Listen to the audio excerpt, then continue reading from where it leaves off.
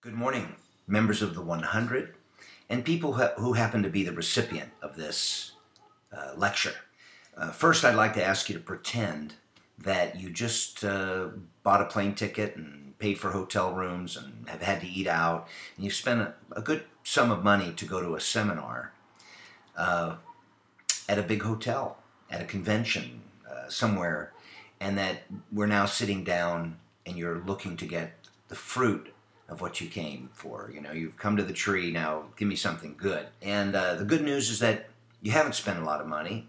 You can go on with your day. I don't have to fill up 8 hours with content which really would only fill, 15 minutes, but how can I charge you for 15 minutes? So this is really a perfect delivery system for enough information that you can actually hear something, have that aha moment, go take action, and then guess what? You can come back again tomorrow for 10 or 15 minutes. We could do this every day of the year. We have thousands and thousands of these on our website for the 100, and you can get enough information to be a catalyst for action and repeated, habitual improvement of your career, of your school, of your methods, of your thinking, of your dialogue with your community. And that's what I'm here to talk to you about this morning. You're burdened as a school owner. When I say burdened, I really mean gifted with the responsibility of communicating to your community what it is that you've spent your life doing and what the results are for those who participate in your programs. Now, you can try to do that psychically. Like, there you are engaged, you're doing all kinds of action, you're mistaking activity for accomplishment, you're teaching. It's a very small audience, but the product is very good. Part of the disconnection between your phone ringing or people walking in and all this work and knowledge you have is your inability to really express eloquently and consistently and to create evidence of the results of your work. Why would somebody come to your school? What benefits? How compelling has been your argument, and how convincing, and how many people have you reached face to face, and how many people have been touched by your work? There are basically just a few kinds of marketing. There's dumbass marketing. You've heard this maybe before, where you're really kind of a dumbass if you do it. It's formulaic, it's junky, it's cheap, it's stupid, but people still do it.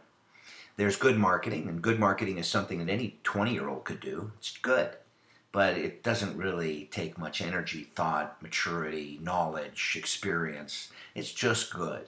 And there's great. Great is well beyond good. Great takes some planning. Great takes some communication skills. Great takes some organizing. And you should know the difference between good and great marketing. Then there's ingenious marketing, and that's where the master teacher with a lot of experience, with a lot of failure under her belt, with a lot of successes, knows how to work their way into crevices and cracks and climb, cliff faces that the novice wouldn't even think of doing, wouldn't put out the energy, doesn't have the confidence or the experience to do. So one of the main things that you can start doing in your school, besides daily communication, and communication takes just a few forms, right? Spoken word, written word, images and modified images, and video. What you can do besides that is start to accumulate a portfolio of your work. A very transparent, on the web, well-designed portfolio showing what it is you do. Small victories, good ones. If you paint, if you're an artist and you make a little object like this, for example, it's just a little thing. But if you made this, and that was what you did, and it wasn't a giant project, it's still worth showing. It's still worth talking about. It's still worth explaining the process. It's still worth showing how you're using it on your desk. And, it's a small thing, but it's something you created. And it shows me, the patron, what it is you're capable of doing. It's one medium that you work in. It's one thing you know how to create. And that's what you are as a martial arts teacher, is you create things small, medium, and large. Big projects, medium-sized projects, the victories of the 9-year-old girl in your school who, instead of punching somebody, uses their language, or instead of getting bullied, learns how to stand up, instead of giving up on something, perseveres, because of your influence. You have to learn to show what you do like an artist or an architect would be. That's how you're going to get your clients. That's our strategy, is we're going to actually depart from the status quo of the martial arts industry, where everybody makes the same promises. All the websites are manufactured by the same company. They all say the same crap. And you're going to break precedents and actually start showing evidence, real life stories, evidence, pictures, video of just exactly what you do. Now, the scary part of that is that if you don't do anything, you don't look good. If your art sucks and you open your portfolio and start showing really sucky artwork, you're not going to get clients. The benefit of this process is that it makes you look deeply at the results you can get. Where are the tangible results of my work? Show me. Tell me the stories. Johnny, you're 12 years old. You've been with me for a year. Let me hear your story. What is the martial arts doing for you? And if that young man cannot express that, if his parents go, yeah, it's great, it's like soccer or whatever, then your work has to go deeper, because you're capable of better. We want to create evidence-based marketing programs versus just promises, because every single school opened by every martial arts enthusiast in your community is going to grasp the common language of the industry and make the same promises. Courtesy, focus, concentration, self-defense. But most of it is bullshit. You have to bring evidence forward to say, everybody talks the talk, but it's a much different kind of school that can actually walk the walk.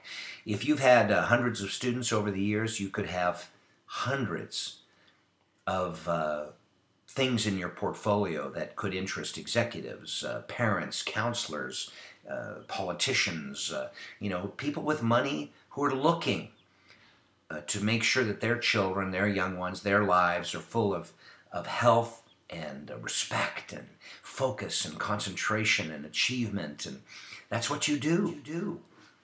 But I think our ability to communicate that has to take a quantum leap. We have to be able to articulate that. So how do you go about that? I want you to practice it every day.